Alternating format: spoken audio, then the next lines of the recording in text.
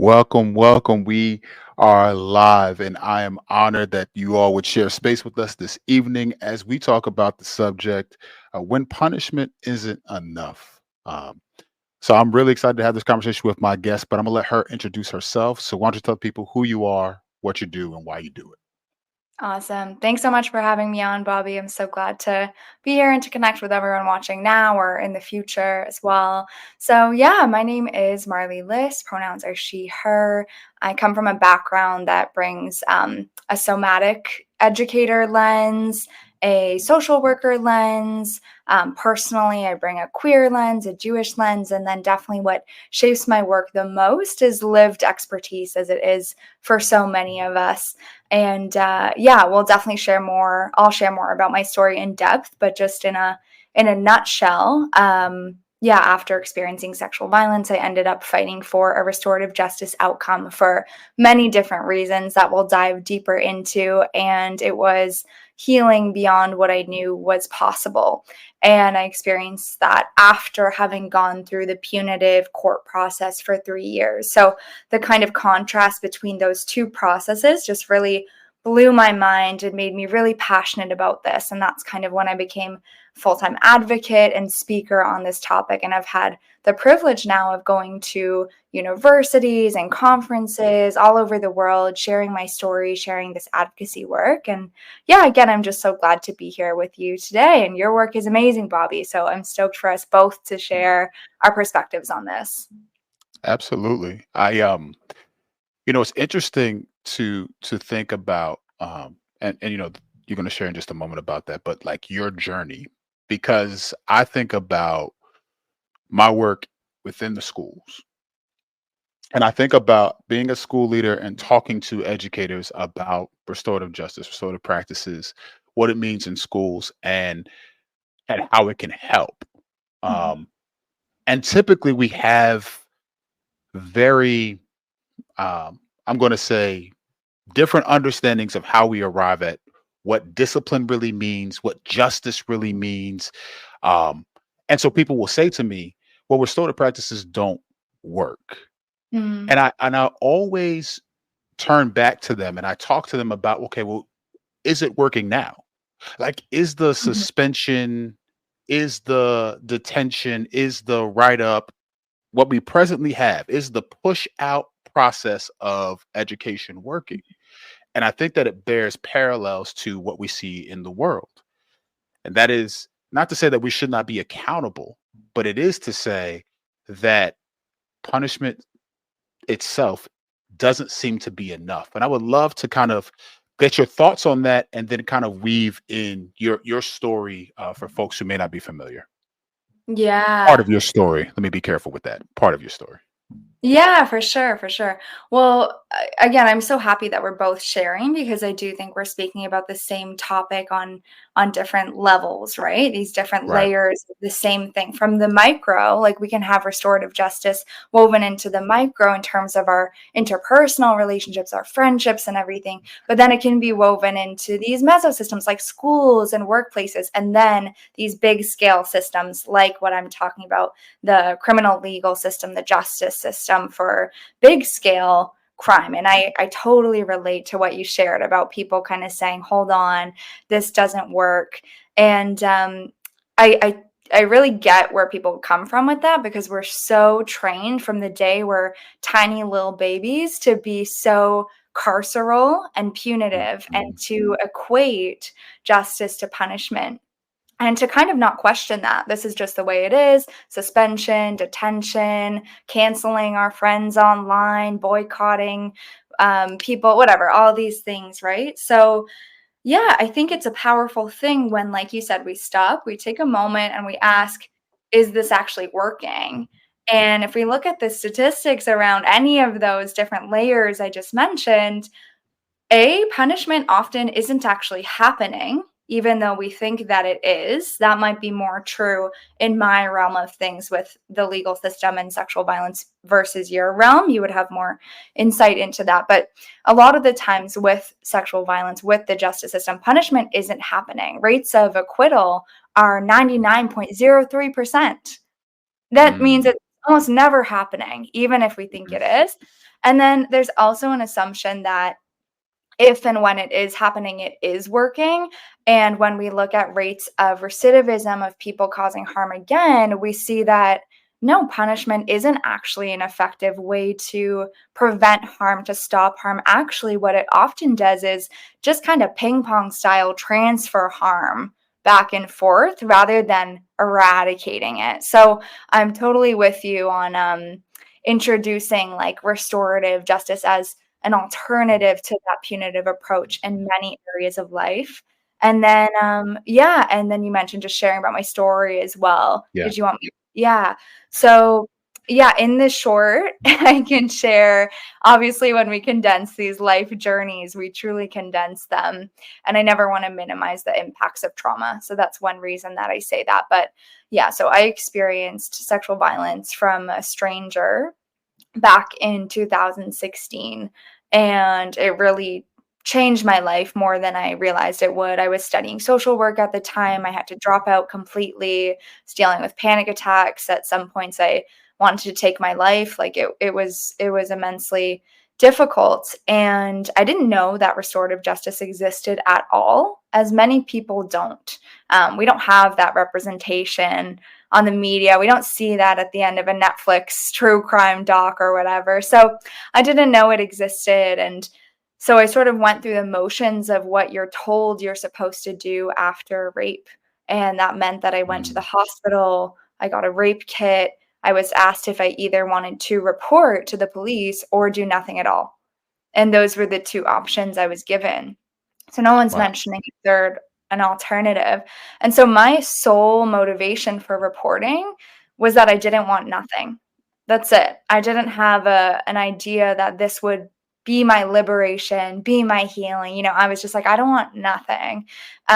So I went through that process, and it's a mark of privilege that I even went through that process, because we know that so many people are dismissed right away, especially marginalized survivors, queer, trans, Black, Indigenous survivors dismissed right away. But I did go through that process for 3 years, and it was horrible. I think often we hear that courts re-traumatizing, and I would even go as far to say that at times it's abusive, because it's Mm. running on the idea that the defense is going to show that I'm not credible by breaking me, by cracking me, by causing me to have an emotional breakdown. Like, that's pretty extreme. And so I was devastated by that process. I was disempowered by that process. And I was just like, how is this going to do anything to stop rape in the world? Like, how is this gonna change anything at all? So by the time I was subpoenaed for the criminal trial, it had been 3 years. And my very first thought was, I'm gonna drop the charges. Like, I don't want to do this, and I don't see the point of doing it either. And I thought about doing that for like a week, and I just kept bawling my eyes out. And one of my friends was like, hey, it doesn't seem like this is what you want. Like, you're so upset. And she kind of asked me this question that no one had ever asked me, which was just, in your dream world, like, what would justice look like to you? And I kind of described a restorative process without having the name for it. I said I would want accountability. I would want to be authentic and real. Like, I'd want to show up as myself with all my emotions and everything. I'd want to voice the impact without having to fit this like perfect victim narrative.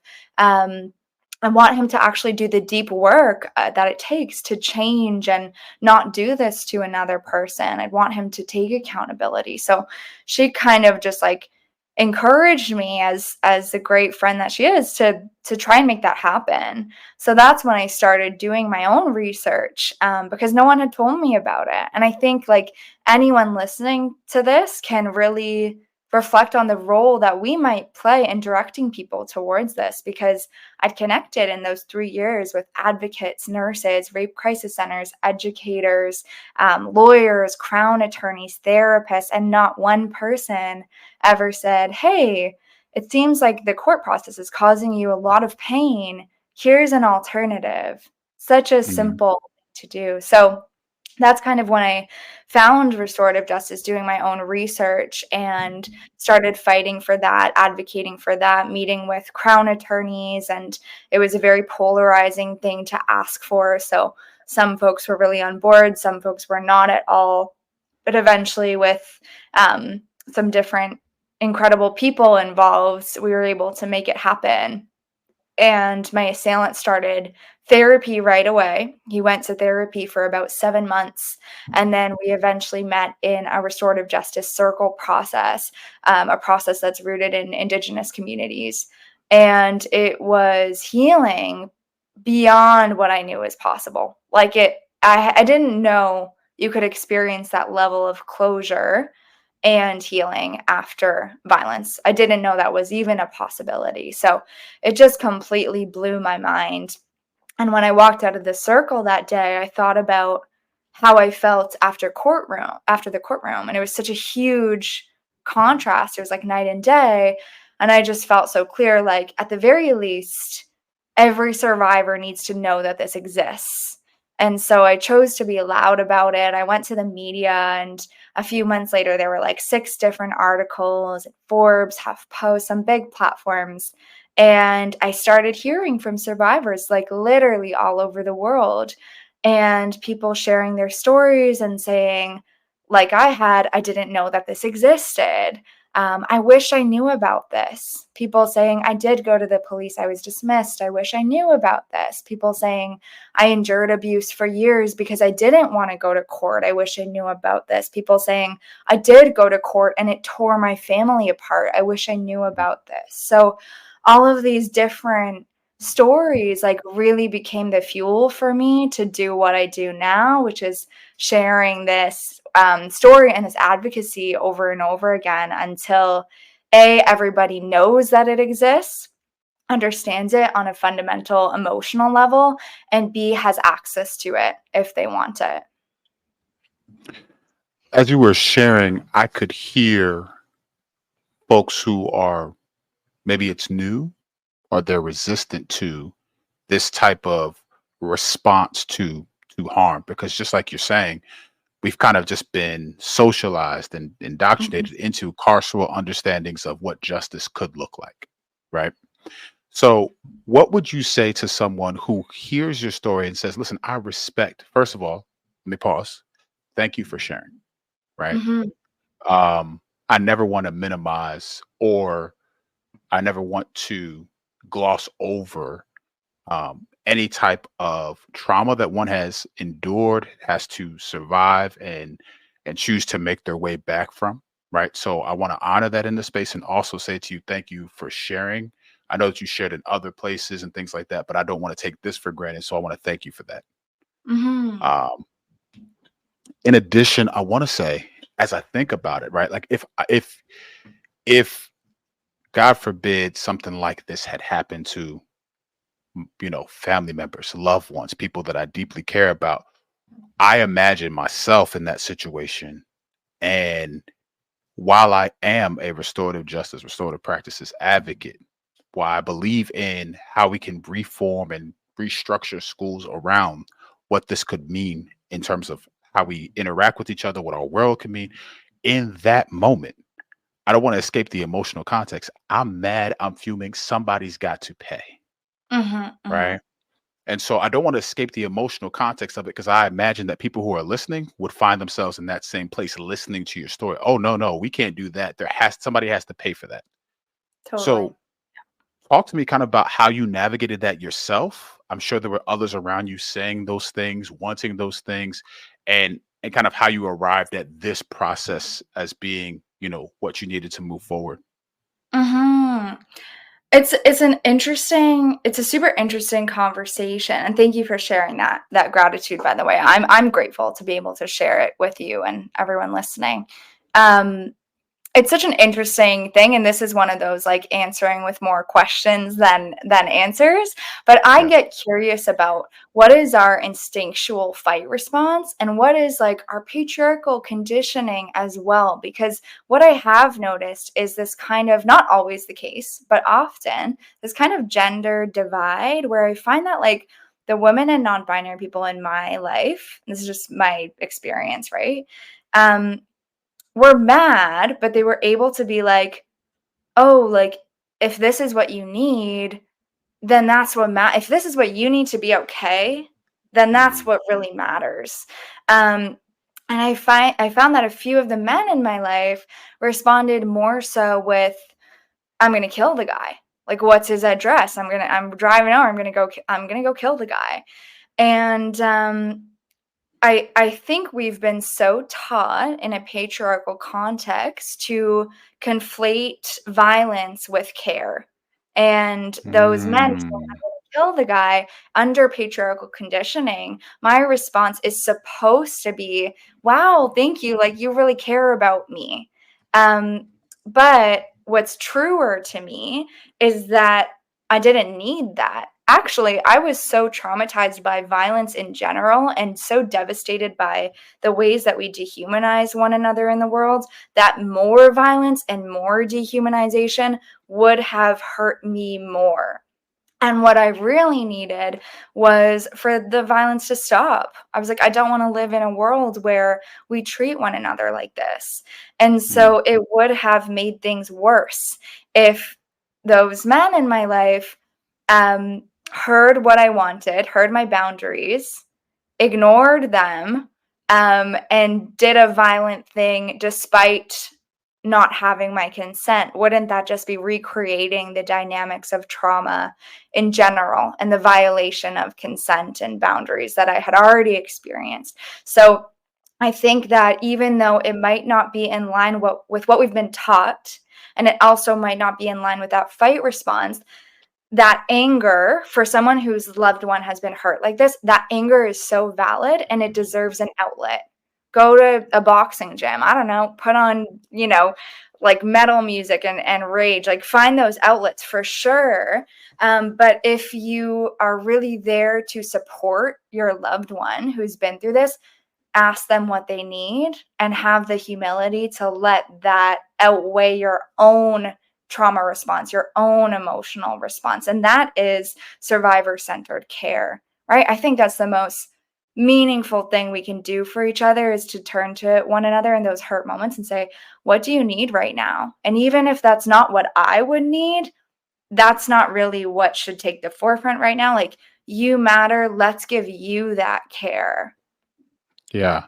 You bring up such a profound um, counterpoint, even like challenges my thinking in the moment.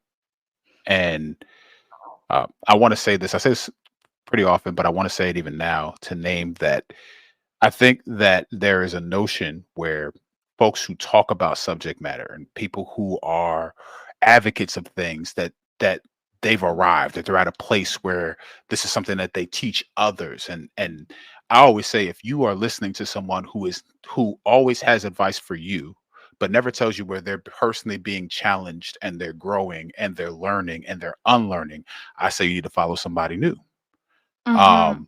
And so I want to name in this moment that push to think about violence in terms of care um, is one that I'm taking with me even now. Like Mm. that's challenging my thinking. Hmm. Um, and I think about the point that you brought up, and that is survivor centered care, right? In restorative practices in schools, on in the school side, we talk about it in the terms of who who are those affected, who is harmed, and what are their needs. Because Mhm. typically in schools, when you hand out a suspension, when you expel a kid, when you hand a detention, that the whole interaction takes place between the one who committed the harm Mhm. and you, the principal. What it Right. completely leaves out is those who have been harmed by the offense. And Mhm. so their voice is completely wiped off the map. And now you are the judge, jury, executioner for all things that happens to the person who did the wrong. They don't have a chance to come face to face with the harm that they've done. Oh, hold on. I forgot that thing happens. Okay, we're back. There you I, they don't have a chance to come face to face with anything. They don't have the chance to see folks who they've harmed and look them in the eyes as the person recounts the story or tells them or shares. They don't have, and we're not asking the right questions. Like, we're not asking Mhm. the people who have been harmed, what does justice look like for you? And then navigating in a communal sense towards what that reality could look like. What we're saying is we're just going to go ahead and exact out this type of punishment according to some code of conduct that isn't written for the people who are actually in the building. So Mhm. I find that very, very interesting to think about those threads one to another. And so my question from that is, if we're going to reframe justice to have survivor centered, or those who have been harmed, their needs centered, what do you think that changes in how we seek out justice, Mm. even on those micro and macro levels like you talked about? Yeah.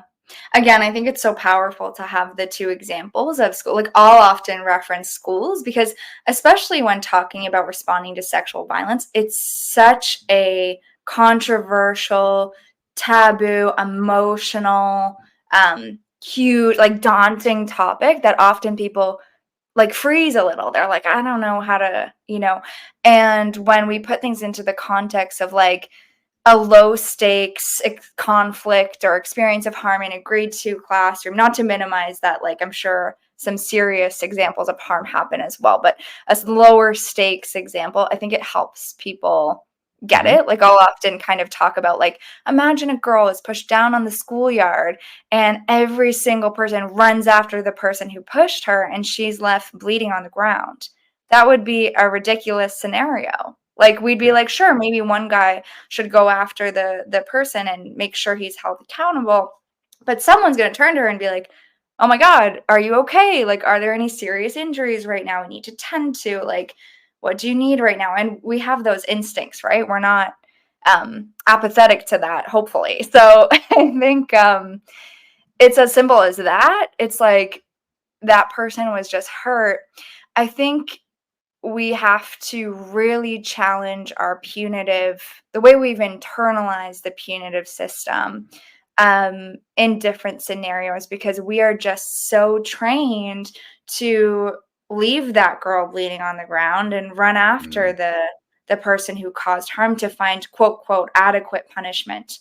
And in doing so, we completely turn away from the person harmed and we usually neglect their needs.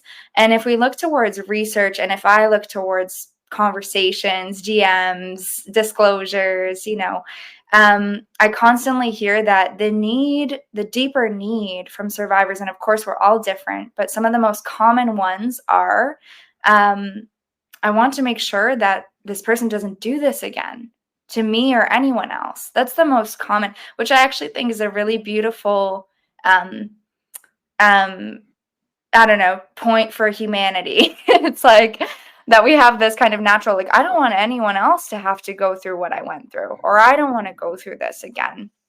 And if we really value that need, if we really listen to it, it shapes our actions completely differently. It doesn't shape us beating up the guy who caused harm, because that's not shown to decrease violence. It's actually shown to make that person more violent. Because then, if we look at the biggest drivers of violence, of what causes someone to cause harm, it's usually exposure to violence, isolation, shame.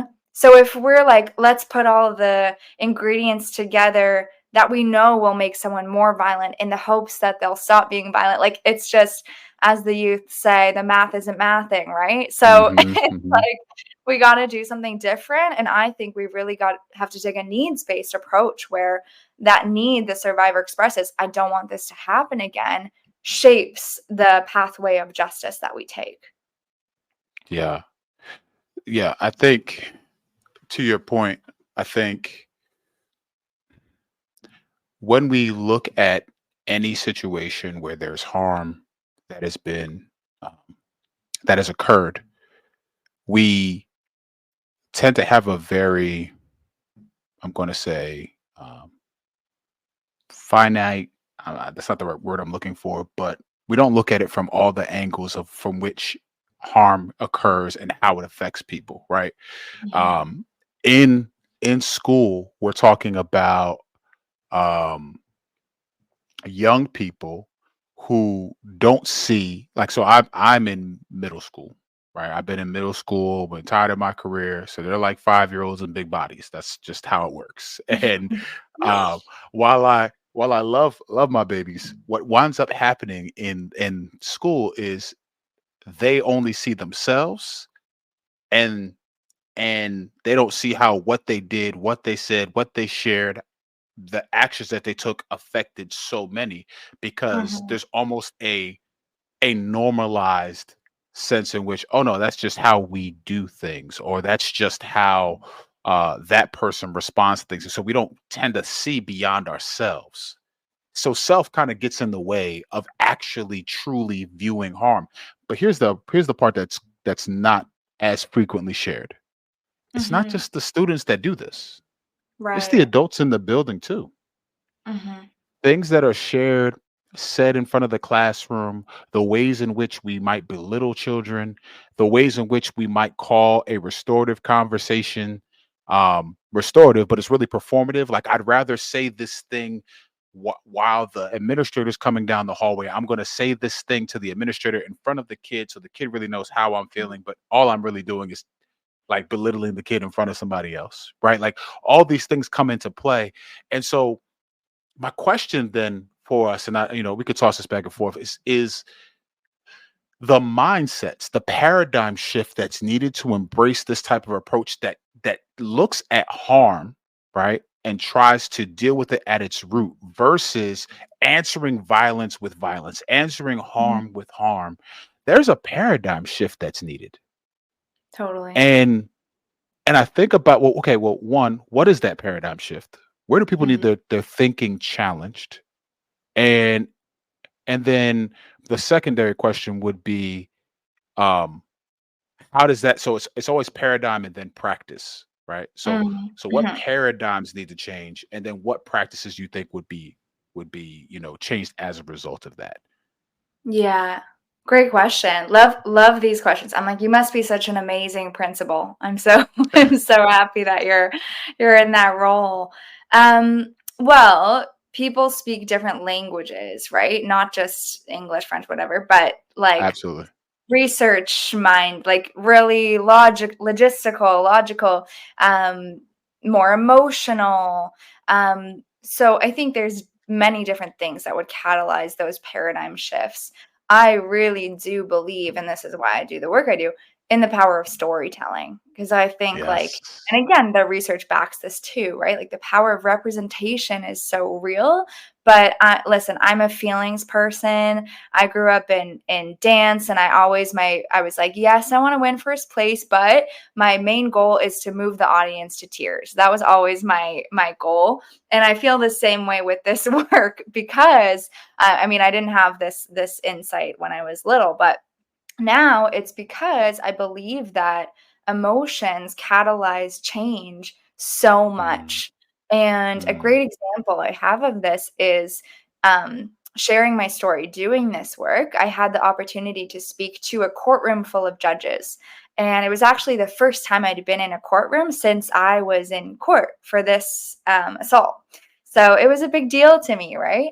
And I shared my story to this room full of judges, and one of them was very, very skeptical, right? He had this classic justice equals punishment. This is the way we do things. He was kind of leaned back, arms crossed. You can feel the energy radiating off him, sort of like, I don't want to be here.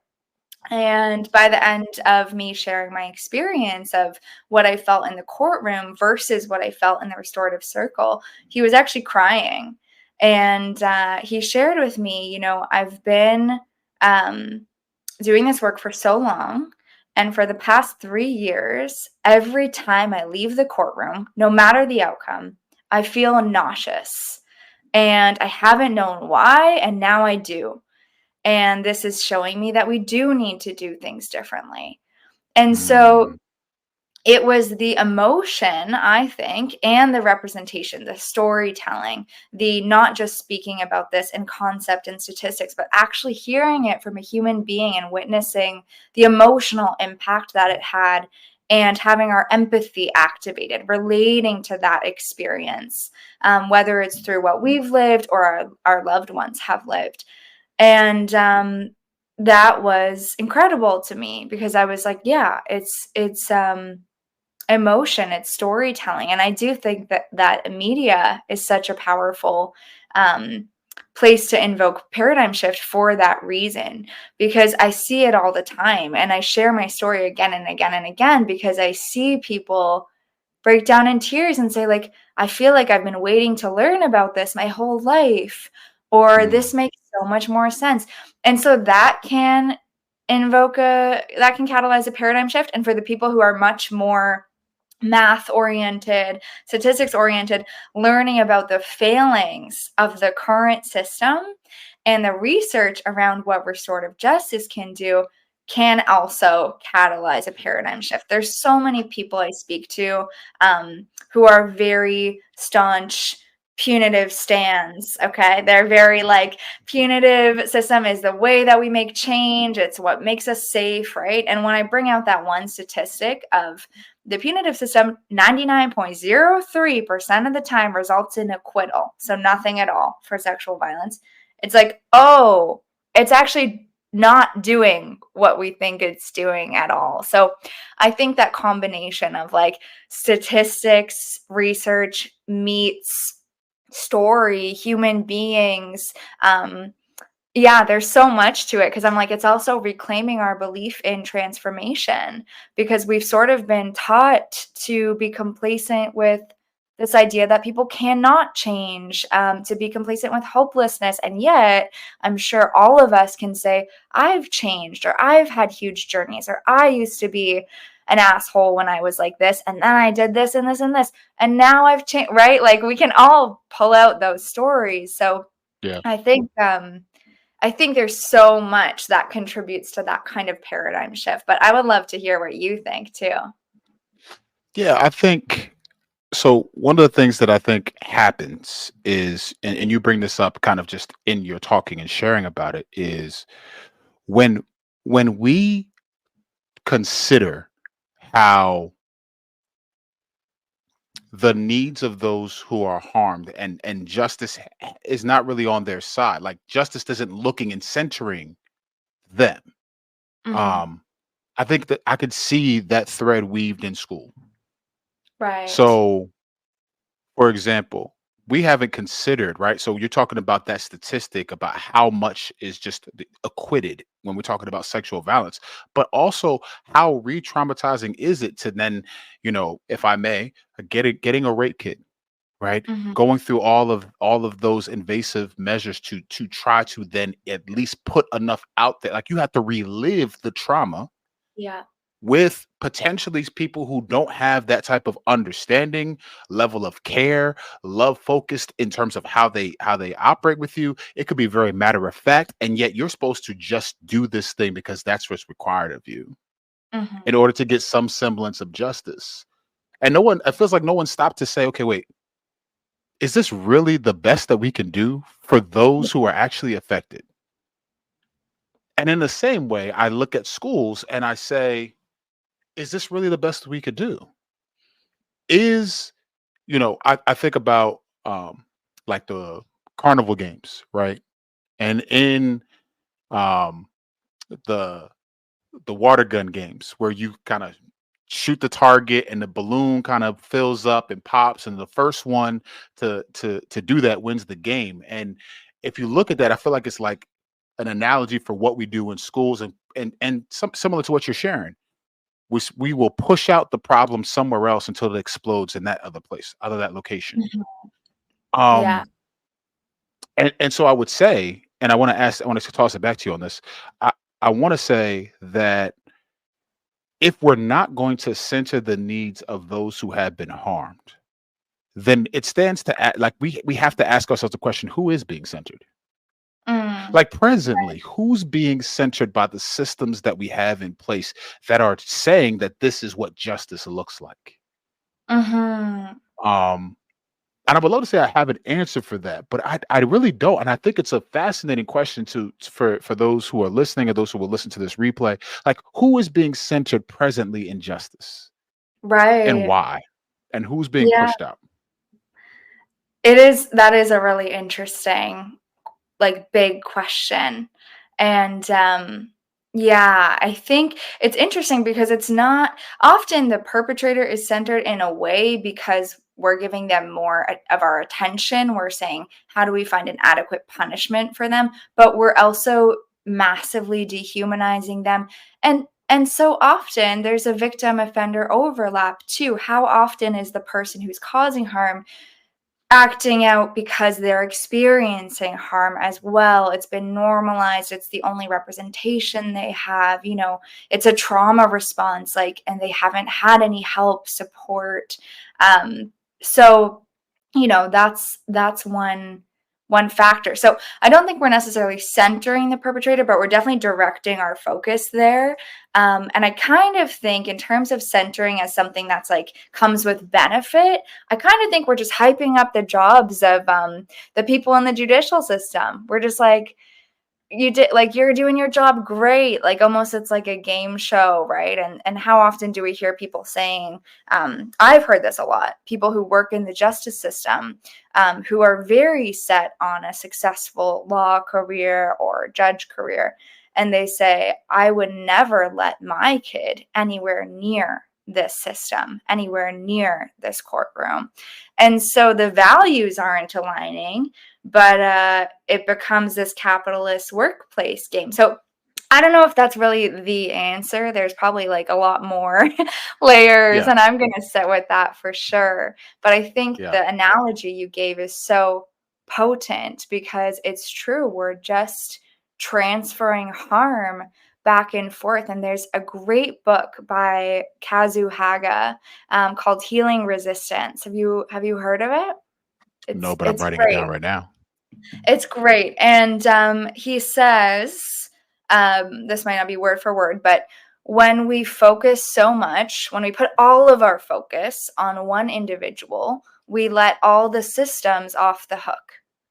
And that's Mm, something that I really felt when navigating my case was, okay, even if, quote, quote, best case scenario in the eyes of the courtroom, my assailant is incarcerated, what changes? Rape culture persists, toxic masculinity persists, people experience sexual violence every day. It's not like there's one perpetrator who is the driving force behind all sexual violence. Like, rates of sexual violence have not declined in over 20 years. Like, this mm. problem is persisting. So we need to take that zoomed out lens, hold the person who caused harm accountable, but recognize that there's a lot that needs to be tended to that's complicit in this harm. Maybe it's one of the teachers at the school who's reinforcing degrading language and power dynamics, right? Like, there's so many different people that shape people. We're not just like individual actors or bad seeds that, like, I don't believe anyone's a bad seed who's just born as a horrible human. So yeah, I think I don't even know where that started and where that went, but it's kind of No, no. us. It's good because, for example, there are a lot of resources in schools spent on the perpetrators of harm, right? Hmm. Those who have enacted harm, there it is your time, it is uh sometimes it's those who are caring and loving towards students will still see the humanity in those students, and then they are spending time and care and resources and then money and then attention. And if something happens within a setting that um whether it be a disagreement between two parties, whether it be a full blown uh, fight or potential of a fight, there are a lot of resources allocated to solving that. Um, Hmm. but it's more band aid Yeah. than anything else. It's Tylenol for the headache, but what you really have is you need an antibiotic, right? Hmm. It's And so when I think about what you've just shared, I think about the fact that that understanding of justice pervades how even um, teachers interact, principals interact with those who have committed harm. Their humanity is lost now. You are only as good as the worst thing that you have done. And I need Mhm. to make sure that through my punishment, you know never to do it again or that it won't be tolerated here. And I think that there are layers of accountability that can happen, particularly while these babies are in their formative years, to help them understand, so that we're not just dealing with repeat situations over and over again because we never dealt with the root cause of the issue.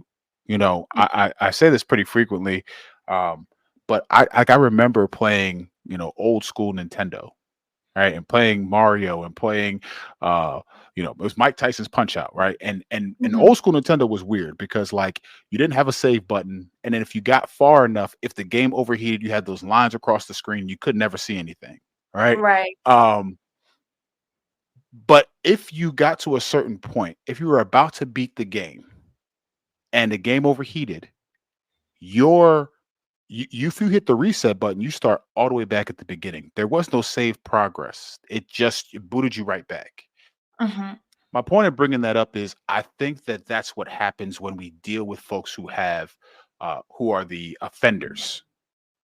The progress is lost. We only see them as value based, as the latest thing that they've done, and so we don't hit the reset button and restart and see their humanity. We just kind of compound those things, right? So it, there's a sense in which the paradigm that needs to happen is we need to, yes, first and foremost, value and center the needs of those who have been harmed and Mhm. ask them what justice looks like. And then, two, remember the humanity of those committing the harm, Yeah. because the hope in transformative justice is that we are people who are always in process, that we are growing, that we are changing, and that through the actions uh, of of a beloved community, that folks can be around those who are going to push them to be their best selves, hold them Mhm. accountable to being their best selves, and doing that deep inner work that you talked about. And Yeah. so I want to ask you a question that I think is going to be helpful. You've arrived at this place um after your own journey, trauma and experiences. Um if we could go back in time before any of this occurred, how would you describe your journey and how you viewed anything related to justice, right? Mm. And then how you see it now, right? If Mhm. you could kind of talk about that journey for us a little bit, I think it might help those who are grappling with the same things and wanting Mm. to at least give a chance to what we're talking about. Yeah. Such great questions. I'm like, I've done like 300 podcast interviews. I'm like, these are such great, like, I love when it goes to this place of kind of like meta philosophical, like, how do we see the world? How do we want to be in the world? Well, one thing I just want to say first is Mhm. I think we have these instinctive questions that are really good questions that come up for us. And something that a lot of us say when, say, our friends, like, oh, I'm dating this person and they did this and it's so annoying. And we instinctively say, why would they do that? And if we really take the time to ask that question, why would they do that? And I think that kind of complements what you're talking about humanizing the person. And I connect with a lot of survivors of trauma, a lot of people who are experiencing crisis, and words like humanizing, forgiveness, compassion are, I resonate with those words. They can feel really far away, which is Mhm. valid. I think a doorway to any of those things, compassion, humanizing, is contextualizing. And so that means answering that question, why would they do that? Is are they on Mhm. a sports team where they're taught to man up every day and push down their tears and never show any weakness, and puffing up their chest is a way to assert their power in the world, and if they don't do that, then they're going to be beat up, right? Like, why would they do that? What systems are involved? What conditioning? What other messages have they received? What have they been shown in terms of how we treat one another? So I just wanted to add that contextualizing piece, because for me, it wasn't that I was like, I'm on a journey and I'm setting out to forgive my rapist, and we're going to sit in a circle and come to a place of peace. Like, that's not, that's not where I was at Mhm. after trauma. And obviously, when I speak about it now, this was back in 2016. I speak about like the rape that I experienced was back in 2016. So I spoke about it very differently then than I would now. Um, but what I did feel very connected to, so it was not that forgiveness, not that kumbaya vision or whatever. It was confusion, which to me Mm. is an aspect of grief. So there was grief and there was devastation and there was confusion. And quite simply, my needs connected to those things were I needed clarity in response to confusion, and that's shown to be one of survivors' most common needs. The research shows that survivors' most common needs are often accountability, reassurance this person won't do this again, and a coherent narrative, which means we can make some sense of what happened. We can ask those questions. What were you thinking in that moment? Why did you do that, right? So I had all those needs, and that to me was connected to my healing and what I needed to heal. Because of the way that we're taught to think about justice, Mhm. I didn't have any kind of relationship to justice.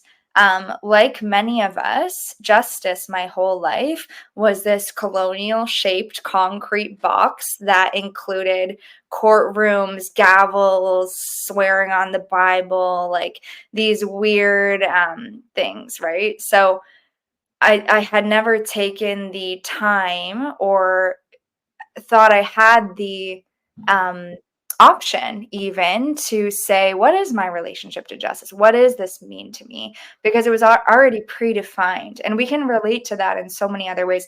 I can relate to that with my queerness. It was already predefined my whole life that I would end up as a straight girl with a man, right?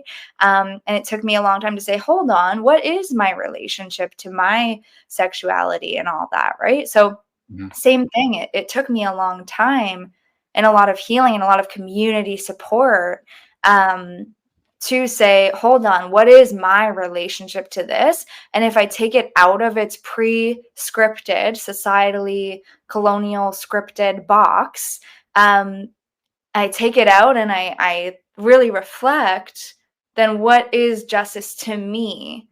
And so I didn't do that. I didn't ask myself that until the age of 24 when I was already 3 years into a punitive process, right? So I Mm. think most of us don't. When we're given these very dominant scripts and told this is the way it is, end of sentence, we don't get the opportunity to reflect and say like, well, what is this actually for me? What's authentic to me?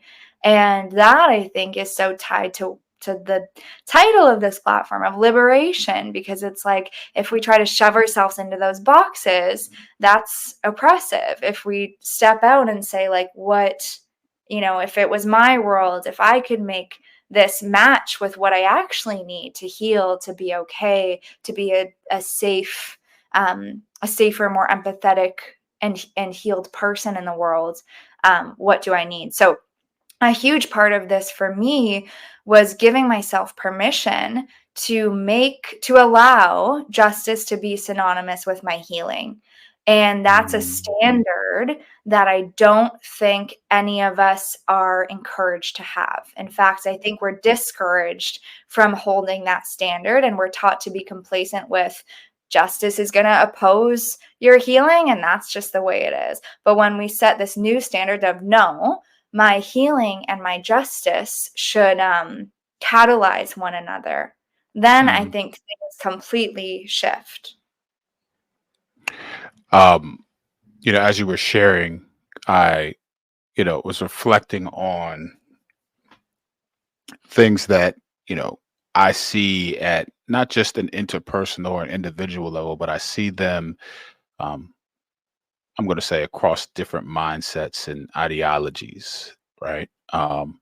One is, even as I continue to unlearn the ways in which, misogyny And patriarchy has kind of done a number on me personally and unlearning those things, unlearning how I show up in the world and what space I, ensure others have because, right? Like there's this, shout out to Kimberly Crenshaw.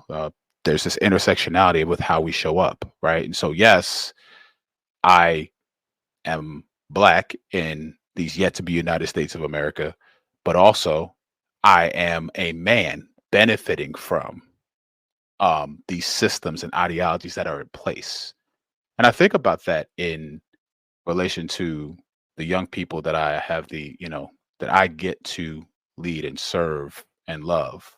And one of the questions that comes up for me is how am I challenging them to see their world more accurately, see themselves more accurately, right? So that the school and the classroom serves as a window and as a mirror, right? That they see the Mhm. world clearly, but they also see themselves clearly in light of the things that we're challenging and pushing them. And so I wonder on this side of as we're getting to the end, or we're at the midpoint of March, and I'm thinking about Women's History Month, and yes, this should be an all year thing, right? I think about the transformative power of what we're talking about, and I want to zoom out to a macro level and think about and center just for a moment when we if we talk about women and femmes in our society, and we talk about the transformative power of restorative justice. If you could just kind of freedom dream with me, what do you think could be potentially the effects of if we were to do this, if we were to really live this out, what could change for women and femmes moving forward if we actually did this? Mhm. Hmm. Yeah, thank you so much for sharing that. Um, I mean, I don't wanna be too, like, "This is the way," about Right, it, you know what I mean? right. Um, but I do feel quite clear on the punitive system being not the way, at least in terms of how it's done right now. The level of Mhm. dehumanization that's justified and supposedly required in order to quote, quote, "get justice" is violent. Um, so I think what's possible, I mean,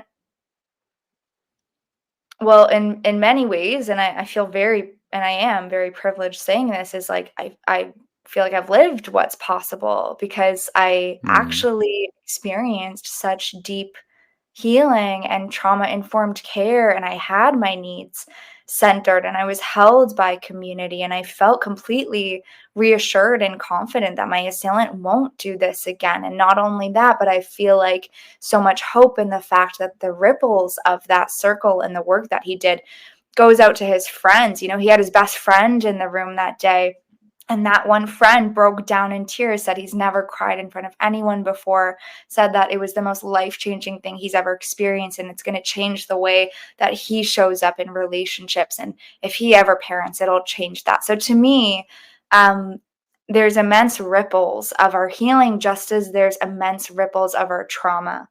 And in the punitive context, in that carceral framework, I do feel like we are, like, again, ping-ponging trauma and pain back and forth, and we're Mhm. only putting more force into each serve, like, it's, like, only making it worse and worse and more painful.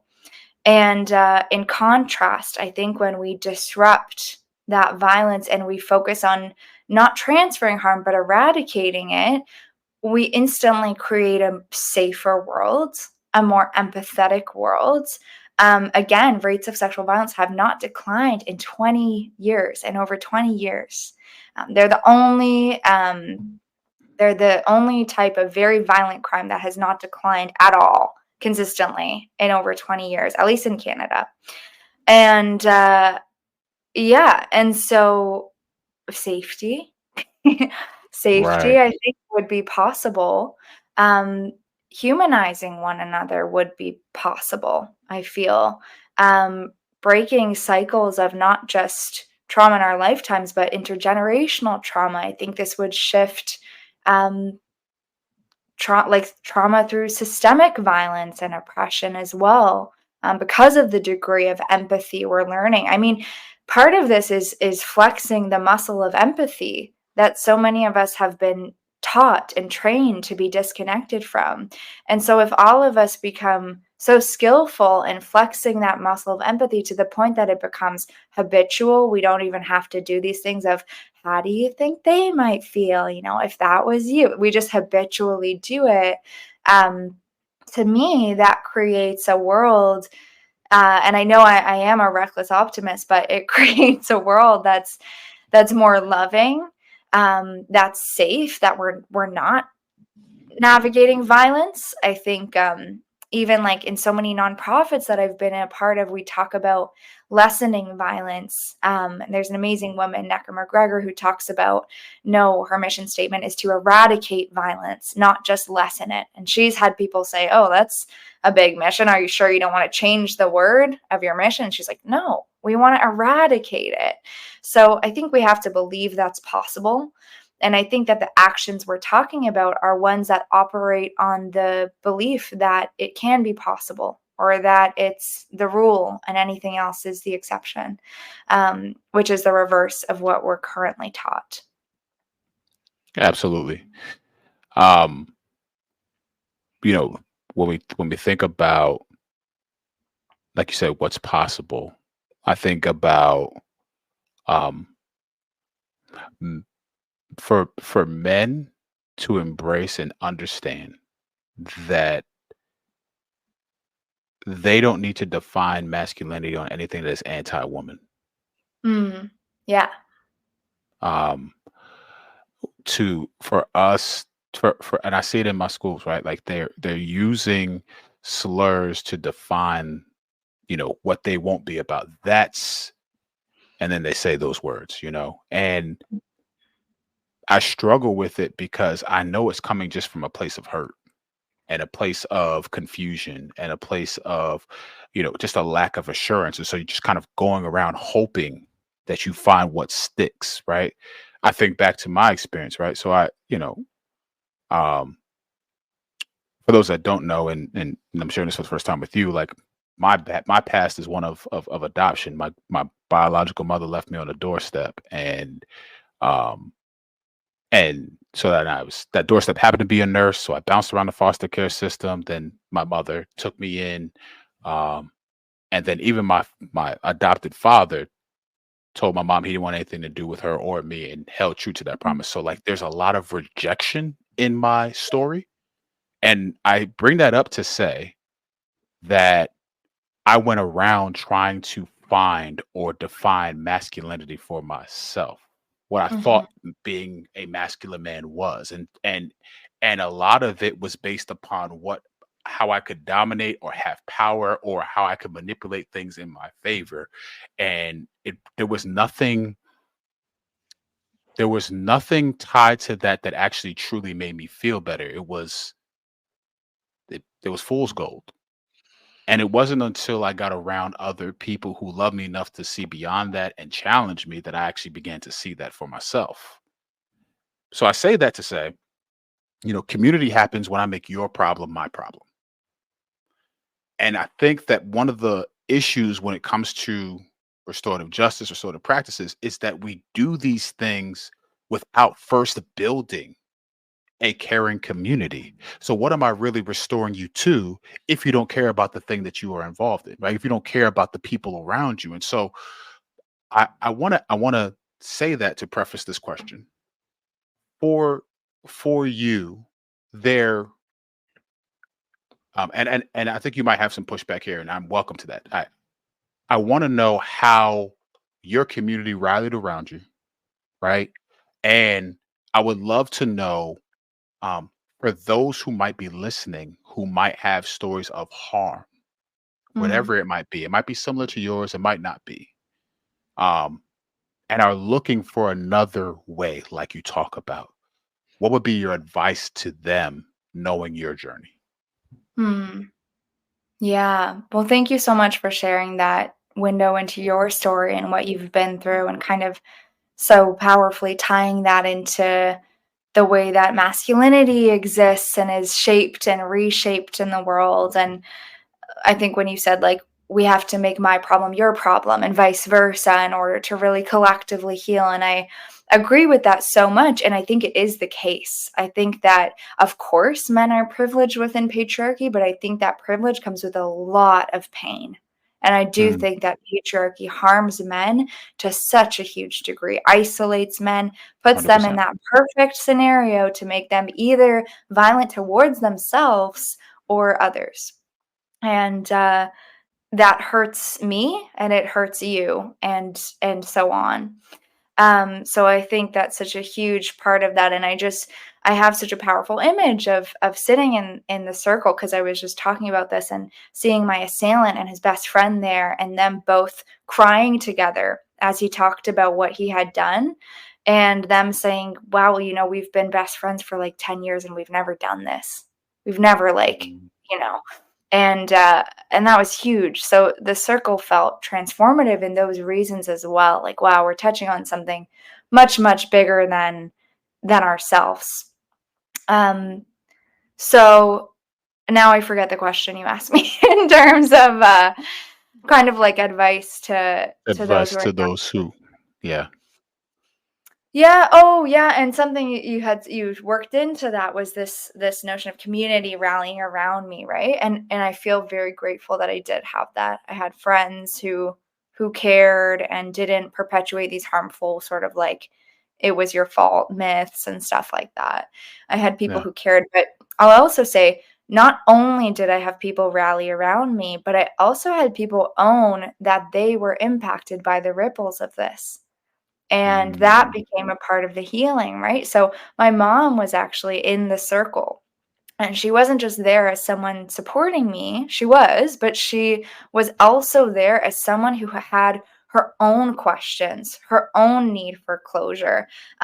Her life was changed by this. It was the first time in her life that she admitted she needed help, because, I'm her baby. Like, she was so heartbroken by this. And it's what set her on a path of going to therapy.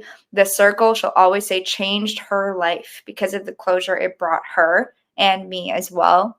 And she's actually 62 years old now. She's doing her master's to become a therapist. And she'll say that the circle is the catalyst for that. So, again, that's an example of the ripples that can happen from this. Um, yeah. but in terms of advice, I mean, I don't even know how I feel about the word advice, because I feel like it implies like I'm the teacher and I know best. And I'm like, no, I think my advice in a sense is that each of us knows a lot about what we need, actually. Um, and I think having the courage and support to take words like justice out of that societally shaped box, to take it out of that box and say, what does this mean to me? Um, is a huge part of how we can find liberation. And that means a higher standard. That means saying, like, I do deserve healing. I do deserve a version of justice that truly matches up with my needs. My needs do matter. So whether we're empowering ourselves to feel and believe and act upon those things, or the people around us, um, the two biggest moments in my whole journey, I think, um, or the most pivotal moments, I guess, the most empowering ones were my friend asking me, what would justice look like to you in your ideal world? And then it was one crown attorney saying a similar thing of like, what would you want? Um, and so I think if we're able to validate our needs enough to act upon them, to even voice them, then that can really, really, really start to shift them. And to just challenge these ideas that are just, um, I'm like, I can't think of a word other than like crap. Like, these ideas that in order to quote, quote, get justice, we're going to have to be what much more dehumanized, and we're going to have this miserable process. And that's just what it has to be. It's like, we really should take a moment to put a question mark on that. And I think when we sit with those things, reflect on these things, journal on these things, talk with our friends about them, listen to conversations like this, it can really help us take those words, those concepts out of those boxes, um, and get embodied in a sense and say, like, what does this look like to me? What do I want to feel? What would allow me to Mhm. feel the way I want and need to feel? Um, so yeah, I think that's kind of vague, but I think it's a thing I really wish someone had empowered me to do earlier on, and a thing that I'm very grateful that people eventually did. I want to thank you as we round out our time for spending, time on such an important topic. And I think that folks who are listening might have more questions. I hope they do. Um, might want to kind of set their own path on, well, where can I learn more about what it is that you two are talking about? Um, and so I want to round out our time with this final question for you: is one, how can people get in touch with you, support you, um, and support your work? And then two, what are some resources that you would point people to, point folks to just kind of, hey, if you're starting this journey and you want to learn more, here are some things that really helped me. Mhm. It feels funny to shift this, like, very deep conversation from all this to be like, "Find me on Instagram," but I am gonna say that. And one reason I'm gonna say find me on Instagram is that I actually did create a restorative justice guide, like resource guide, because people so often will ask me, what can I learn? Where can I learn more about this? And the guide includes organizations all around the world because there's so many people on the ground doing this work, implementing it in powerful, trauma informed, inclusive, creative, heart led ways.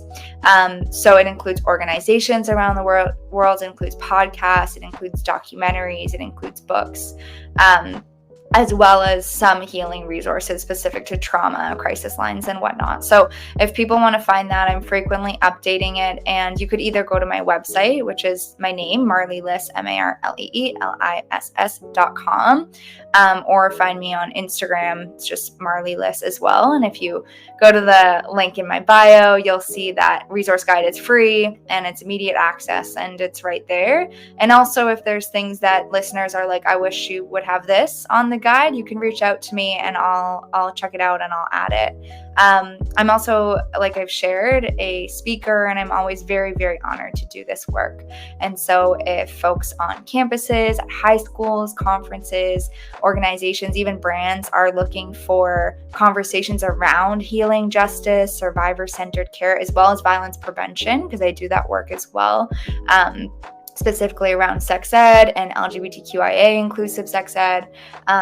You can definitely check that out on my website as well. And I'm always just happy to hear from people. We're all human beings. So it's always a pleasure to hear from people, whether you have questions, thoughts, comments. And yeah, I just want to say thanks so much to everyone watching and commenting now. And Bobby, you're just incredible. So I feel so grateful to share in this conversation with you. And I always really value when people embody these principles. I'm like, I feel cheesy being like principles, but when people embody these restorative justice principles, I think that's such a huge part of the work that we're talking about. So I'm just celebrating all the ways that you're doing that at your school, in your daily life, and on this platform as well. So thank you so much.